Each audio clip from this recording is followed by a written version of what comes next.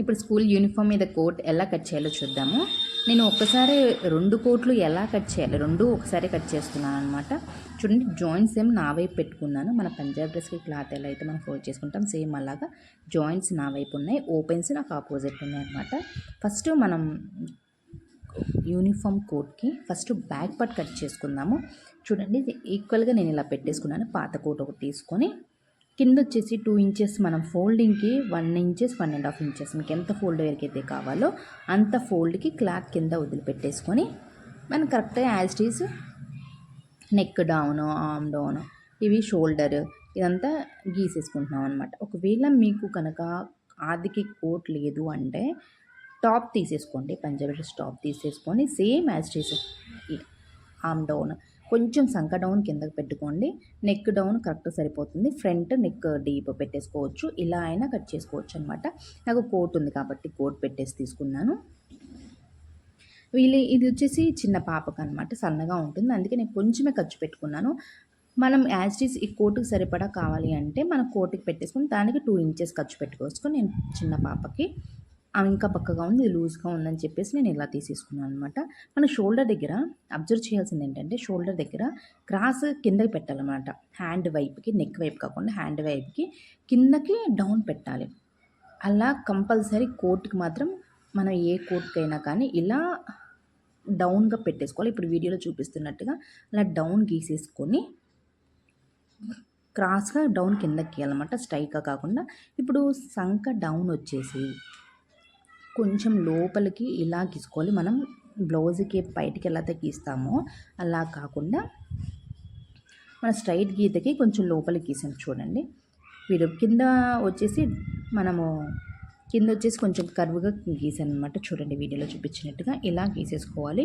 మనం కింద అలా డౌన్ ఎందుకు అంటే లేకపోతే స్క్వేర్ 4 పలకలుగా షర్ట్ 4 పలకలు ఎలా అయితే వస్తుందో అలా వస్తుంది, లేదు అంటే ఇలా అంబ్రెల్లా వస్తుంది.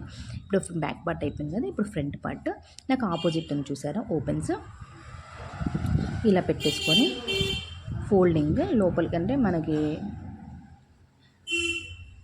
వీడియోలో చూపిస్తున్నట్టుగా ఇప్పుడు ఇలా పెట్టేసుకున్నాము అనుకోండి. ఈ నెక్ ఇలా ఉంది చూసారా, నెక్ ఆపోజిట్ పెట్టాను. ఇప్పుడు దీన్ని ఇలా పెట్టేసుకోవాలన్నమాట. కరెక్ట్గా షోల్డర్కి 2 ఇంచెస్ వచ్చేలా చూసుకోవాలి. ఇలా మీకు అర్థమవుతుంది చూడండి, కరెక్ట్గా ఇలా పెట్టేసుకొని 2 ఇంచెస్ కరెక్ట్గా షోల్డర్కి 2 ఇంచెస్ వచ్చేలా చూసుకోవాలన్నమాట. ఓకే, అర్థమవుతుందా? ఇంకో విధంగా చూపిస్తాను అండి. నేను ఇలా పెట్టేసుకున్నాను చూసారా, ఇప్పుడు ఇలా పెట్టేసుకోవాలన్నమాట. చూడండి, అర్థమవుతుందా? ఇప్పుడు ఇంకా ఈజీగా అర్థమవుతుంది. ఆల్రెడీ ఫోల్డ్ చేసిన దాని మీద ఇలా పెట్టుకున్నాను. ఇప్పుడు మనం ఎక్స్ట్రా ఫోల్డ్ చేసుకున్నాం చూసారా క్లాత్, ఆ క్లాత్ వచ్చేసి షోల్డర్కి 2 ఇంచెస్ ఉండేలా చూసుకోవాలన్నమాట. షోల్డర్కి 2 ఇంచెస్ షోల్డర్ వైపుకి లోపలికి ఉండేలా చూసుకోవాలన్నమాట. ఈ క్లాత్ ఫోల్డింగ్ ఇలా చేసుకొని చూసారా, పైన 2 ఇంచెస్ లోపలికి షోల్డర్ వైపు ఉండేలా చూసుకుంటే, ఎందుకు ఇలాగా అంటే మనం నెక్ చుట్టూ ఫ్రంట్ బటన్స్ దగ్గర కింద మనం ఎక్స్ట్రా క్లాత్ వేసి వెనక్కి తిప్పకుండా మనం ఇలా కట్ చేసుకొని అది ఎందుకు పెట్టామో అని స్టిచ్చింగ్ వీడియోలో మీకు చూపిస్తాను. ఇది మాత్రం ఇలా కుడితే కనుక మాత్రం మన బొటిక్యూలో ఉన్న విధంగా కటింగ్ వచ్చేస్తుంది అన్నమాట. ఈ వీడియో నచ్చితే ప్లీజ్ లైక్ చేయండి, ప్లీజ్ నా ఛానల్ సబ్స్క్రైబ్ చేయండి, కామెంట్ బాక్స్లో కామెంట్ పెట్టండి. ఇప్పుడు ఫ్రంట్ నెక్ డీప్ చూసుకుందాం. ఫ్రంట్ నెక్ కరెక్ట్ షోల్డర్ దగ్గర నుంచి మనం షోల్డర్కి ఖర్చు కూడా పెట్టాం కదా, ఆ ఖర్చు గీత దగ్గర నుంచి నెక్ ఎంత ఉందో డీప్ చూసేసుకొని అక్కడి నుంచి మనం పెట్టేసుకోవాలన్నమాట. అక్కడి నుంచి 1/2 ఇంచ్ పైకి పెట్టేసుకుంటే, అది కాకుండా మనం పై కోట్కి పైనేమో వీ షేప్ లాగా పెట్టుకుంటాము. కోట్కి కింద కూడా కొంచెం కర్వ్గా పెడతామన్నమాట. కింద క్రాస్గా ఇలా వచ్చేలాగా పెడతాము.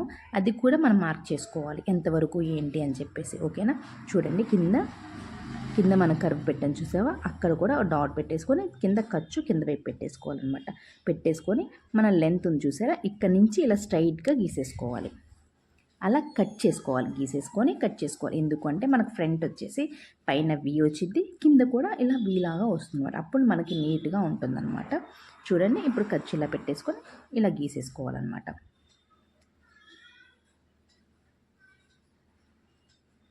చూసారా ఇక్కడ నుంచి స్ట్రైట్గా వచ్చేసింది, ఇలా వెడల్పుగా వచ్చేసింది అనమాట. చూడండి.